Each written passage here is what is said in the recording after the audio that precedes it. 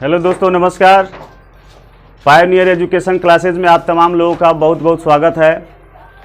आज आर.एस. अग्रवाल का जो क्वेश्चन नंबर है 84 से शुरू होगा।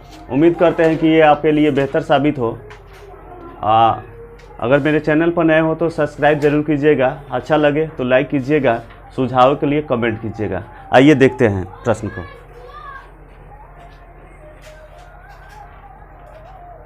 इसमें तो ये तो बच जाना चाहिए।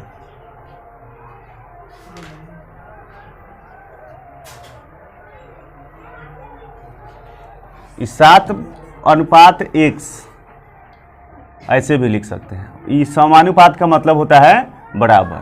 तो ये हो गया 17.5 बटे 22.5। दशमलव के बाद बराबर बराबर अंक है तो कट गया। 7 से का कटेगा ही, 7 दूनी 14 और 3 बचेगा, 3 पर 5 उतरेगा 35, 7 बचे 35, 7 से कट गया, 25 से कटेगा ही, 25 से कम 25 और 25 नवा 225, 1 से कम 1 और बराबर 9। कहानी समाप्त हो गया। आंसर जो भी हो, जिस भी ऑप्शन में हो, ये हो गया।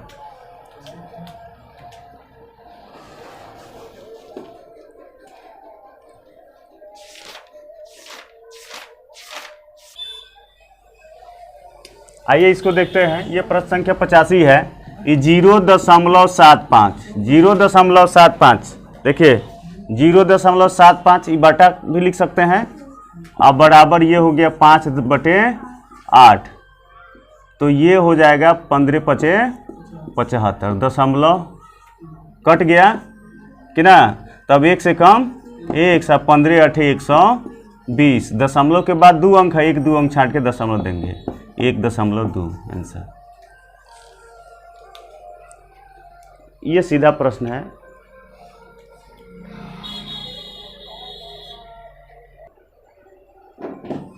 आइए इसको देखते हैं।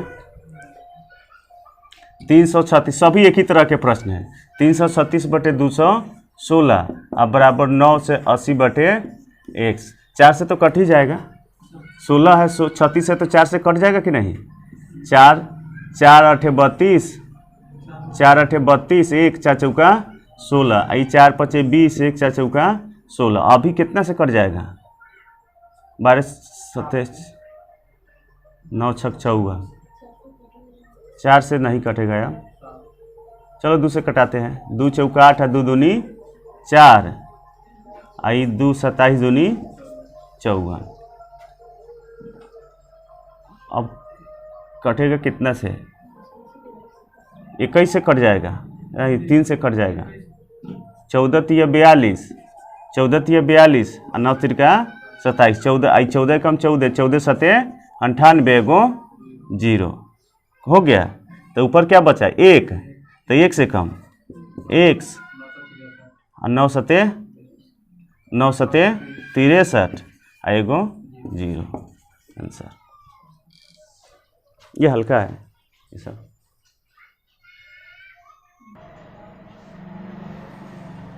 आइए इसको देखते हैं।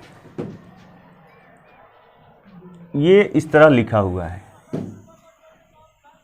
मतलब कि इसको हम ऐसे भी लिख सकते हैं। P/Q बराबर R/S बराबर T/U बराबर 2/3। कोई दिक्कत? ऐसे भी लिख सकते हैं। एक ही तो हुआ बात। इसमें और इसमें कोई फर्क नहीं है। इसमें और इसमें कोई फर्क नहीं है, कोई फर्क नहीं है। ये जैसा है वैसा ही ये लिख दिए। मतलब कि P/R/T की वैल्यू 2 है, Q/S/U की वैल्यू 3 है। अगर हम P/Q बराबर 2/3 लिखें, P/Q बराबर 2/3 लिखें, R/S बराबर भी 2/3 लिखें, T/U बराबर भी 2/3 लिखें, तो कोई दिक्कत होगा? कोई दिक्कत नहीं होगा, क्योंकि सब के बराबर में तो ये है, सब के बराबर में तो है। तो T की वैल्यू 2, U की वैल्यू 3, R की वैल्यू 2, S की वैल्यू 3, P की वैल्यू 2, Q की वैल्यू 3। तो सम्मिलित रूप में हम वही बात समझ रहे हैं, सम्मिलित रूप में हम कुल मिला के वही बात समझ रहे हैं। P R T की वैल्यू 2, Q S U की वैल्यू 3। बस अब मान रखना है, अब सबका मान रख देना है, अब इसमें सभी का मान रख देना है, बस कुछ भी नहीं है। M का भाग, M का मान, M M M नहीं है, M छोड़ते हैं। चलिए P का कितना है 2, P का 2 प्लस N, R का 2 प्लस V, T का 2 है ना, सब में 2 2 है। फिर M P है, यहाँ Q है, यहाँ Q है ना, Q है ना, M Q का मान 3 प्लस N गुने 3 और उसके बाद V और U भी है, U और V के मान V और V और U के मान 3 रख लिए। ऐसे आप देख सकते हैं, ऐसे आप देख सकते हैं कि 2 2 सब में है, 2 कॉमन ले लें, 2 कॉमन लेंगे तो बच जाएगा M, बच जाएगा M N और V, नीचे भी 3 कॉमन लेंगे बच जाएगा M N और V। बात इतना समझाने की जरूरत नहीं, ये तो समझ रहे होंगे ना, एक कॉमन लेंगे तो M बच जाएगा, 3 कटेगा तो फिर N बच जाएगा, फिर 3 कटेगा तो V बच जाएगा। इसे ही हो गया 2:3, 2:3, इसका ये उत्तर होगा।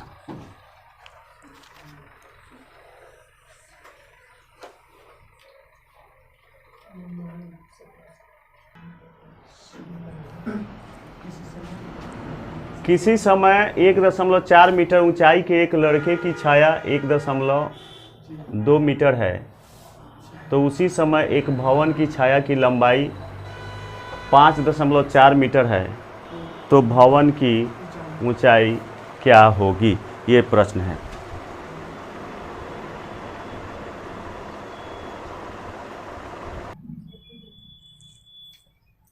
किसी समय पर, तो अब इसको देखना क्या है,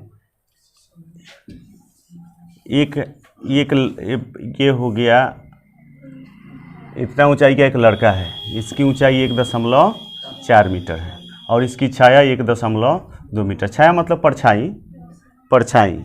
और उसी समय एक भवन है जिसकी छाया 5.4 मीटर है, उसकी छाया 5.4 मीटर है, तो इसकी ऊंचाई पूछ रहा है।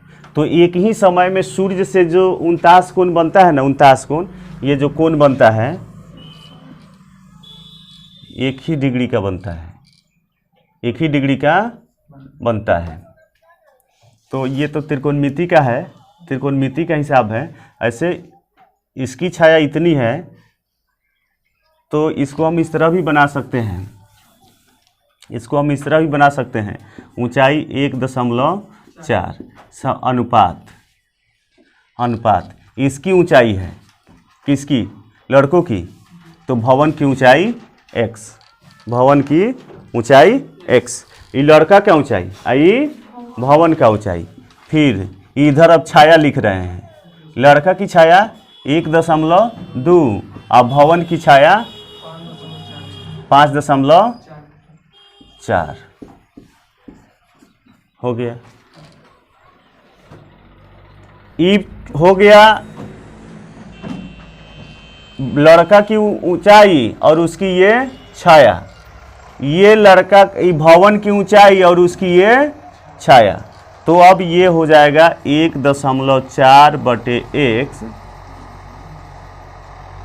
1.4 बटे x अब बराबर 1.2 बटे 5.4।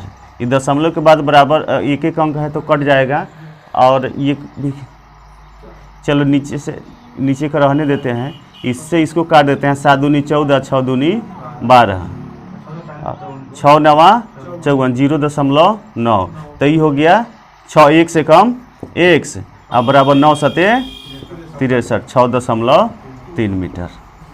भवन की ऊंचाई होगी 6.3 मीटर।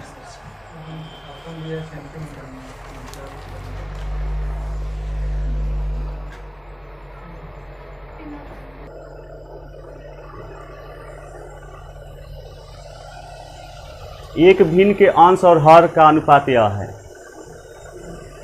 इसके अंश में से 9 घटाने पर नई भिन्न मूल भिन्न का 2/3 हो जाता है। ये 3/4 भिन्न का अनुपात है। भिन्न का अनुपात है 3/4 भिन्न नहीं है, उसके भिन्न का अनुपात है। अगर हम इसके अंश में से सीधे 9 घटा दें तब ये उत्तर गलत हो जाएगा। क्योंकि ये मूल भिन्न थोड़ा ही है, ये भिन्न का अनुपात है। ये भिन्न का अनुपात है, ये मूल भिन्न नहीं है। ये मूल भिन्न नहीं है। ये मूल भिन्न का कटाने पर जो बचता है वही तो अनुपात होता है। तो ये मूल भिन्न नहीं है, इसलिए हम डायरेक्ट इसमें से वह नहीं घटा सकते हैं। मान लेते हैं कि वह भिन्न ये जो है 3x/4x है। अब तो भिन्न हो गया। अब इसमें से क्या करना है, अनुपात ये है, इसमें से अंश में से 9 घटाते हैं तब कितना हो जाता है? नहीं, 2/3 नहीं हो जाता है। अगर आप ऐसा मानते हैं तो गलत हो जाएगा। 2/3 नहीं हो जाता है, 2/3 नहीं होता है। 2/3 मूल भिन्न का 2/3 हो जाता है। मूल भिन्न का 2/3 हो जाता है। तो मूल भिन्न कितना है? 2/3/4 है। मूल भिन्न 3/4 है, इसका 2/3 हो जाता है। मूल भिन्न का 2/3 हो जाता है। नई भिन्न मूल भिन्न का 2/3 हो जाता है। नई भिन्न मूल भिन्न का 2/3 हो जाता है। तो मूल भिन्न नया भिन्न यही हुआ ना, नया भिन्न यही हुआ ना। मूल भिन्न का 2/3, तो मूल भिन्न 3/4 है, इसका 2/3 हो गया मूल भिन्न। 3/4 का 2/3 हो गया। ये बात समझ में आया कि ना, कि सीधे हम बोल दिए? नहीं समझ में आया। कह रहा है अंश और हर का अनुपात है। अंश और हर, अंश 3 और हर 4 नहीं है, उसका अनुपात है। अब जैसे हम कहते हैं कि 1 बिलियन में 60 लीटर दूध है और 40 लीटर पानी है। ये दूध है और ये पानी है, तो इसका अनुपात कितना होगा? दूध पानी का अनुपात, दूध पानी का अनुपात कितना होगा? दूध पानी का अनुपात, दूध है 60 और पानी है 40। 0 0 कट गया, 3 दूनी 6, 2 दूनी 4, 3/2। तो क्या वास्तविक 3 लीटर दूध है? इसमें 3 लीटर दूध है वास्तविक अनुपात। ये वास्तविक दूध 3 लीटर थोड़ी है, वास्तविक पानी 2 लीटर थोड़ी है। ये अनुपात है। उसी तरह ये जो भिन्न है वह वास्तविक भिन्न, मतलब भिन्न जो होना चाहिए वह नहीं है, उसका अनुपात है। तो अनुपात है तो बाकी गुना ही ना होगा। इसमें गुना किया होगा किसी से कि ना? कितना से गुना है? 3/2 में कितना से गुना है? 20 से कि ना? इसमें तो 20 से गुना है ना इसके हिसाब से। उसी तरह इसमें कितना से गुना हुआ होगा? तो मान लेते हैं कि वह 1 से गुना किया गया होगा। मान लेते हैं कि वह 1 से गुना किया हो गया, तो ये भिन्न हो गया। अब इसके अंश में से 9 घटाते हैं तो जो प्राप्त होता है नया भिन्न जो प्राप्त होता है वह है मूल भिन्न का 2/3 हो जाता है। तो मूल भिन्न तो यही है ना, अनुपात है तो है ना, तो उसका 2/3 हो जाता है मूल भिन्न का। अब आप ये नहीं लिख बैठेंगे कि सीधे 2/3 हो जाता है। 2/3 सीधे थोड़ी कह रहा है कि 2/3 हो गया, ऐसे थोड़ी कह रहा है कि सीधे 2/3 हो गया, नहीं हो गया। ये कह रहा है कि नई भिन्न मूल भिन्न का 2/3 हो गया। तो मूल भिन्न का 2/3, 3 से 3 कट गया, 2 एकम 2, 2 दूनी 4। अब बारी तिरछा क्या करेंगे? गुना करेंगे तो 4x अब बराबरी होगा 3 दूनी 6x, घटाओ 9 दूनी 18। तो ये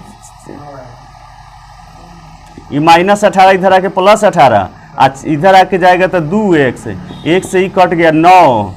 कितना समझ में आया है ना? x का मान कितना आया? 9 आया। तो अब आप बताइए कि अंश कितना है? अंश कितना है? 3x था ना अंश 3x न था, तो 3x का मतलब क्या हुआ?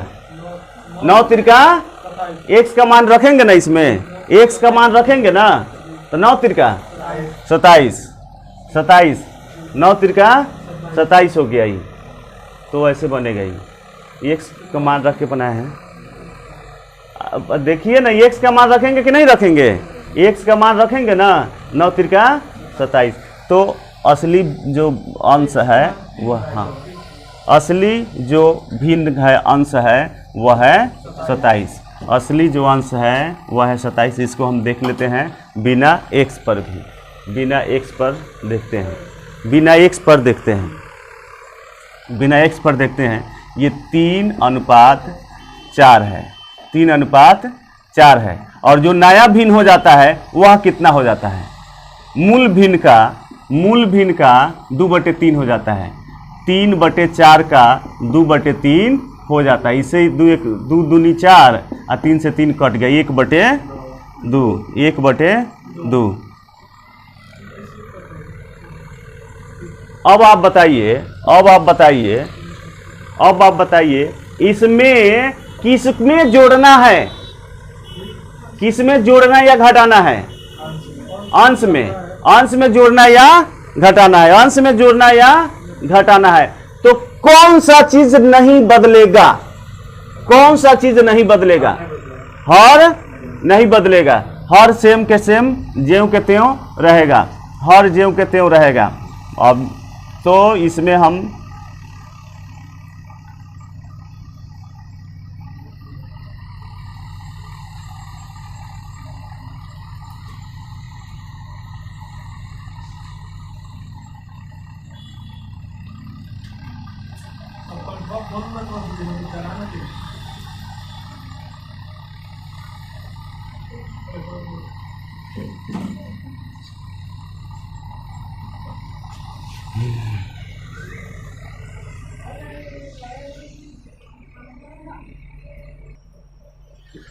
तो क्या नहीं बदलेगा? हर नहीं बदलेगा, हर सेम रहेगा, हर सेम रहेगा। तो सेम रखने के लिए इसमें हम 2 से गुना करेंगे। इसका पहिलका का हर है नहीं है, तो 2 है, तो इसको कितना से गुना करेंगे कि 4 हो जाएगा? 2 से। तो 2 से इसमें गुना किए 4 हो गया, इसमें 2 से गुना किए, तब इसमें गुना कर रहे हैं तो इसमें भी तो गुना करना पड़ेगा ना, कि ना? तो अब देखिए इससे ही कोई वो कम है, 1 कम है। 1 की वैल्यू कितना है? 9। 1 की वैल्यू कितना है? 9। तो अब हमें निकालना क्या है? अंश। अंश कितना है? अंश कितना है? तो अंश कितना है? 1 की वैल्यू 9 है, तो अंश 9 तिरका 27। सिर्फ हमको अंश निकालना था ना, तो 9 तिरका 27 हो गया। तो ई बना है, ये हो गया बिना x से, ये हो गया बिना x से। x वाला देखे है ना, उसमें कोई दिक्कत नहीं है ना? x वाला में कोई दिक्कत नहीं है ना? x वाला में कोई दिक्कत नहीं है ना? x वाला में सीधे देखिए, x वाला में क्या था कि 3x/4x, ये भिन्न हो गया। इसके अंश में से 9 घटा लेंगे तो भिन्न हो जाता है। जो मूल भिन्न है उसका 2/3 हो जाता है। इससे ही कट गया, 2 कम 2 दूनी 4। अब हम आरी तिरछा गुना करेंगे तो 9 तिरका 9 दूनी 3 दूनी 6x, घटाओ 9 दूनी 18, आई हो गया 4x, कि ना? तो 4 में x में से 6x में से 4x घटेगा 2x, इधर आ गया 18, 2 9 18, x का मान हो गया 9, यानी 9 हो गया। तो 9 तिरका 27। अगर हर पूछता तो 9 चौका 36। तो ये ऐसे भी बनेगा।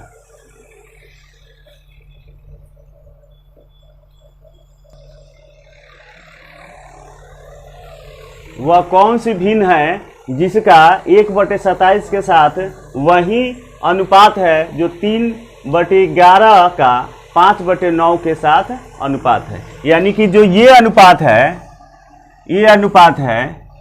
वह अनुपात और ये अनुपात दोनों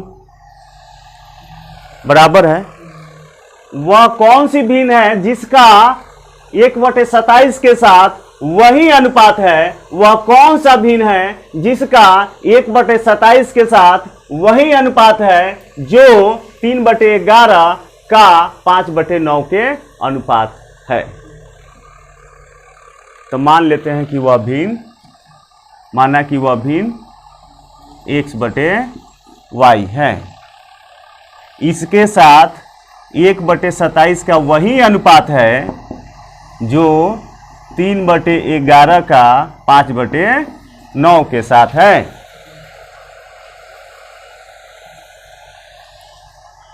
कौन सी भिन्न है? तो मान लेते हैं वह भिन्न x/y है जिसका 1/27 के साथ वही अनुपात है जो 3/11 का 5/9 के साथ है। अब बस इसको सरल कर लेना है। आपको पता होना चाहिए कि यह गुणनफल इस गुणनफल के बराबर होता है। यह गुणनफल और यह गुणनफल बराबर होता है कि ना? इसका गुणनफल इसके साथ और इसका गुणनफल इसके साथ बराबर होता है कि नहीं होता है? तो ये हो गया 5x बटे 9y। आई कितना हो जाएगा? 3/27 गुने 11 कि ना, 3 9 27 कि ना, 9 से 9 कट गया तो कितना हो गया? अब ये हो गया 5x बटे y अब बराबर 1/11। आरी तिरछा गुना कर दिया जाए, कहाँ कटेगा? ये तो कट गया ना।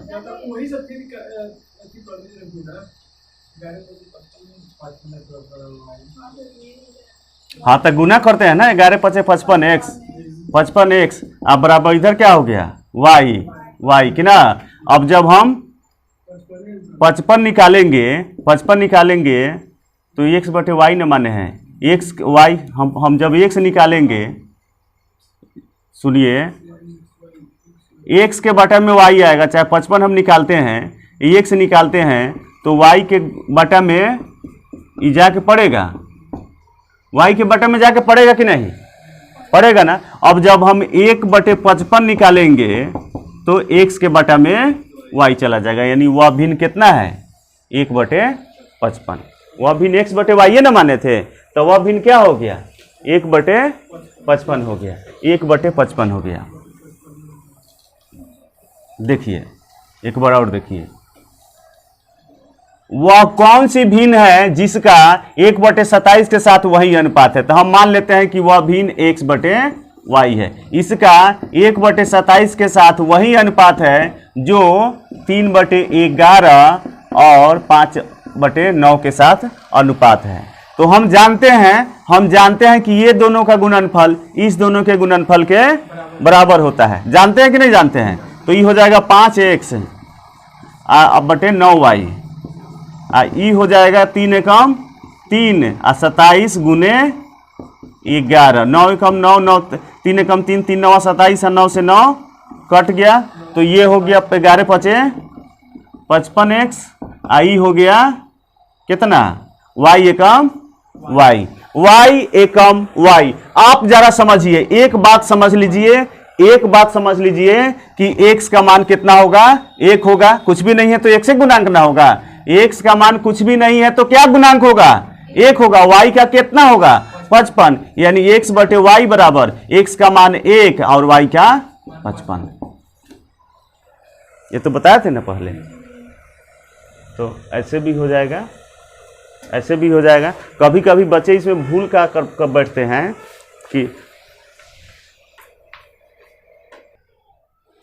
छोटा सा भूल होगा तो वह बन जाएगा बहुत बड़ा भूल।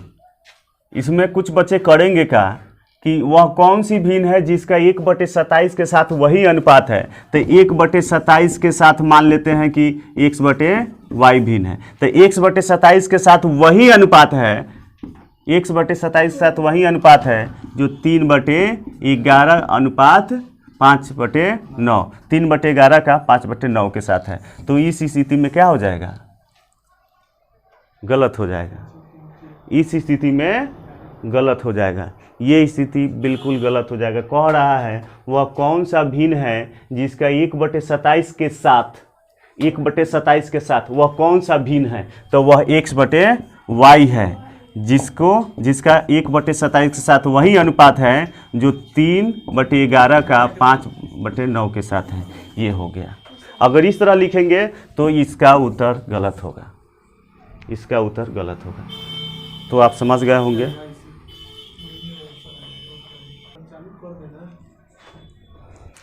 चलिए देखिए, एक पेटी में 1 दर्जन शीशे थे। पेटी गिरने से कुछ शीशे टूट गए, कुछ शीशे बच गए। तो अब कह रहा है टूटे हुए शीशे और बिना टूटे हुए शीशे का अनुपात निम्न में कौन होगा? पूछ रहा है कौन नहीं होगा, कौन नहीं होगा। कैसे जानेंगे कि कौन इसमें नहीं होगा? तो ऑप्शन से हम देख रहे हैं, ऑप्शन से देख रहे हैं 2:1। अगर उसका अनुपात होगा, ये टूटा हुआ शीशा पहले कह रहा है बिना टूटे हुए शीशे, टूटे हुए शीशे, टूटे हुए और बिना टूटे हुए, पहले इसको कह रहा है तो ये टूटल का वाला होगा और ये बिना टूटल का। दोनों मिला के कुल कितना होगा? दोनों मिला के कुल 12 ही ना होगा। दोनों मिला के कुल, दोनों मिला के कुल 12 शीशे ही होंगे। तो ऐसे ही दोनों अनुपातिक है। 2 शीशे टूट गए, 1 शीशे बचे हैं, तो कुल मिला के कितना हो गया? कुल शीशा कितना है? 3। कुल ऐसे टूटा हुआ शीशा है, ये बिना टूटा हुआ शीशा है, दोनों मिला के 3 है। 3 की वैल्यू कितना है? 12 है। यानी कि कुल शीशा 12 ही ना है। तो 3 से ही कै गुना है? 4 गुना है। तो इसका 4 गुना 4 दूनिया 8 है, इसका 4 गुना 4 एकम 4, 8 4 12 हो रहे हैं, 8 4 12 हो रहे हैं। तो ये तो अनुपात होगा, हो सकता है, ये हो सकता है, हो सकता है, ये हो सकता है। अगला देखते हैं 3:1, 3:1। ये टूटा हुआ शीशा है, ये बिना टूटा हुआ शीशा है। कुल मिला के कितना हुआ? 4। 4 की वैल्यू कितना है? कुल शीशा इतने ना है, अनुपातिक। इसकी वैल्यू 12 है। कै गुना है? 3 गुना है। तो इसका 3 गुना 3 3 9 और इसका 3 गुना 3 एकम 3, 3 9 12। यह भी अनुपात हो सकता है। अब देखते हैं 3:2, 3:2। ये बिना टूटा हुआ, ये टूटा हुआ, ये बिना टूटा हुआ। कुल मिला के कै गो शीशा हुआ? 5। 5 का वैल्यू कितना है? 12। कै गुना है? 2.4। 2.4 गुना है, तो 2.4 से इसमें गुना कीजिए, क्या ये होगा? 7.2। इसका 4.8, 12 हो रहा है। तो पॉइंटों में शीशा होता है क्या? पॉइंटों में शीशा होता है क्या? अब पॉइंटों में शीशा होता है क्या? ये गो नहीं होता है ना। तो ये ऑप्शन नहीं होगा। 7:5, 7:5। इसकी 12 गो है, 12 की वैल्यू 12, यानी 1 गुना है। तो 7 का 1 गुना 7 है, इसका 1 गुना 5, 7 5 12। ये हो रहा है, लेकिन ये नहीं हो रहा। तो इसका ऑप्शन ये होगा उत्तर। शीशे का निम्न में कौन सा अनुपात नहीं हो सकता है? तो ये नहीं हो सकता है।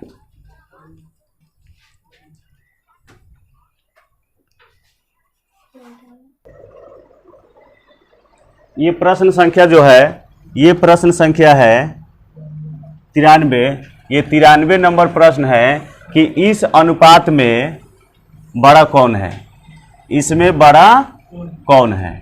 तो सबसे पहले हम देख लेते हैं, ये बनाने से पहले कुछ बिंदुओं पर विचार करते हैं। आइए इसको बनाने से पहले कुछ बिंदुओं पर विचार करते हैं। चाहे इसको ही देख लेते हैं पहले, इसमें कितने का अंतर है? 21 है का? अच्छा, इसमें कितने का अंतर है? इसमें कितने का अंतर है? इसमें कितने का अंतर है?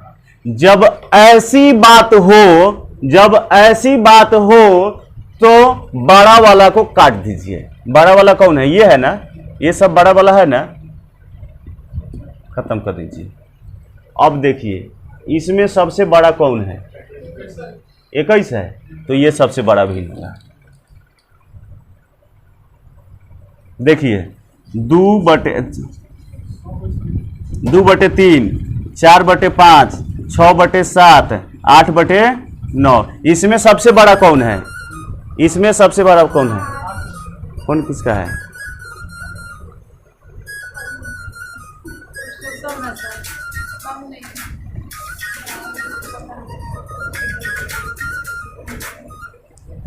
इसमें सबसे बड़ा कौन है?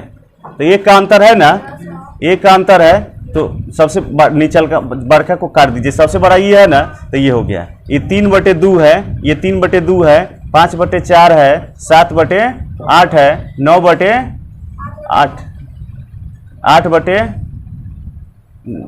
9/8 है, ये 3/2, 5/4, 7/6, 7/6 और 9/8 है। एक का अंतर है ना।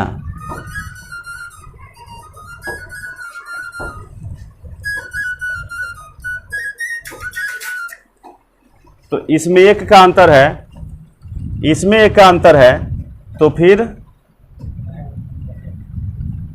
ये बड़ा वाला कौन है? ये वाला काटिए। और देखिए 1/8, 1/6, 1/1, सबसे ज्यादा अगर बात करें तो इसमें सबसे ज्यादा अगर एक रोटी है 2 आदमी को देना है, एक रोटी 4 आदमी को देना है, एक रोटी 6 आदमी को देना है, एक रोटी 8 आदमी को देना है, तो कम कम किसको मिलेगा?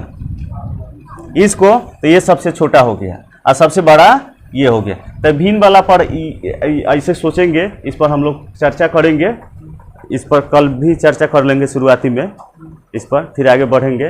तो दोस्तों आज मैं इस वीडियो को यहीं समाप्त कर रहा हूं और आपसे आग्रह करता हूं कि अगर वीडियो अच्छा लगे तो लाइक ज़रूर करें, और अच्छा लगे तो सब्सक्राइब नहीं किए हो तो सब्सक्राइब जरूर कीजिएगा। अगर अच्छा नहीं लगा होगा तो सब्सक्राइब नहीं कीजिएगा, कोई बात नहीं। बहुत बहुत धन्यवाद।